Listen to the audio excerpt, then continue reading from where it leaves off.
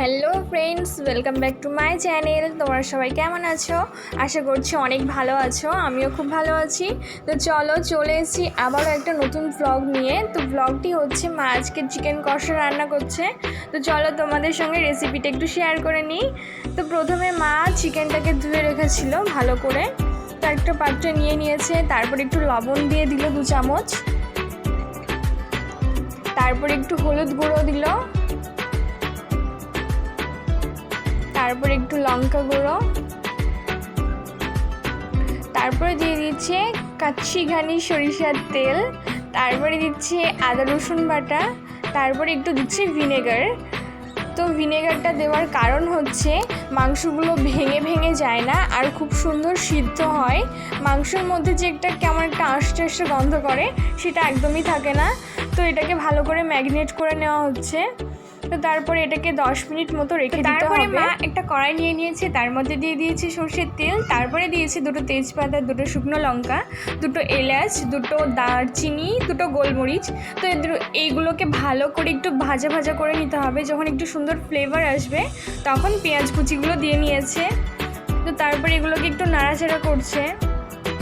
যখন একটু ভাজা ভাজা হয়ে গেল তার মধ্যে দিয়ে দিল একটু নুন, একটু চিনিটা দেওয়ার কারণ হচ্ছে একটু সুন্দর ফ্লেভার আসে, মানে খেতে টেস্টি হয় আর কি।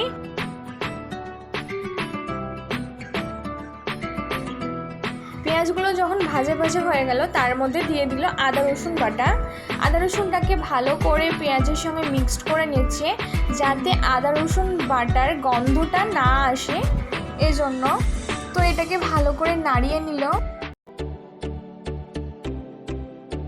তো তারপরে এর মধ্যে দিয়ে দিচ্ছে 2 চামচ জিরে গুঁড়ো, 2 চামচ ধনে গুঁড়ো, তারপরে এর মধ্যে দিচ্ছে লঙ্কা গুঁড়ো, হলুদ গুঁড়ো, তারপর এগুলোকে ভালো করে মিক্সড করছে। একটু নাড়াচাড়া করার পর এর মধ্যে দিয়ে দিচ্ছে 2 টেবিল চামচ একটু জল। তো তারপরে ভালো করে মিক্সড করে দিতে হবে জলটাকে। পেঁয়াজগুলো যখন ভাজা ভাজা হয়ে গেছে এর মধ্যে দিয়ে দিয়েছে টমেটো কুচি। তো টমেটোগুলোকে ভালো করে নেড়ে দিল যতক্ষণ না একটু মানে মশলার সঙ্গে মিশে গেল আর কি, ততক্ষণ পর্যন্ত একটু নাড়াচাড়া করে দিল।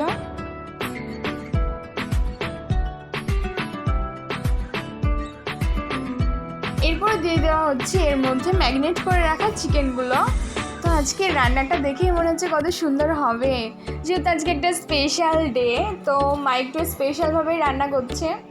তো মায়ের রান্না তো কোনো কথাই হয় না, মায়ের হাতের রান্না সত্যি বলতে এত টেস্টি হয় যে কখনো ভোলাই যায় না। তো তারপর এটা 10 মিনিট ঢাকা দিয়ে রেখে দিল, তারপর আবার একটু নাড়াচাড়া করে দিল। মাংসে একটুও লবণ দেওয়া হয়নি রান্নাটা স্টার্ট করা থেকে, তাই একটু লবণ দিয়ে দিল। আর জলও একটুও দেওয়া হয়নি, সে ফার্স্ট একটু 2 টেবিল চামচ দেওয়া হয়েছিল। মাংসের যেটুকু জল বার হয়েছে এইটুকুই। তো তারপর 4টে কাঁচা লঙ্কা কেটে রেখেছিল সেগুলো এর মধ্যে দিয়ে দিল। তারপর একটু নাড়াচাড়া করছে যেন কাঁচা লঙ্কার ফ্লেভারটা মাংসের সঙ্গে মিশে যায়। তো তারপর একটু নাড়াচাড়া করার পর এটা একটু ঢাকা দিয়ে রাখলো। তো তারপরে মাংস রান্নাটা কমপ্লিট হয়ে গেছে। তো দেখো কত সুন্দর লাগছে দেখতে। তো তারপরে মাংসটা শেষে একটু মিট মশলা, তারপরে একটু ধনেপাতা কুচি দিয়ে দেওয়ার পর এটাকে একসঙ্গে মিক্সড করে দিল। এবার নামানোর পালা। তো দেখেই মনে হচ্ছে কত টেস্টি টেস্টি ভাব। তো চলো তোমাদের সার্ভ করে দেখাই।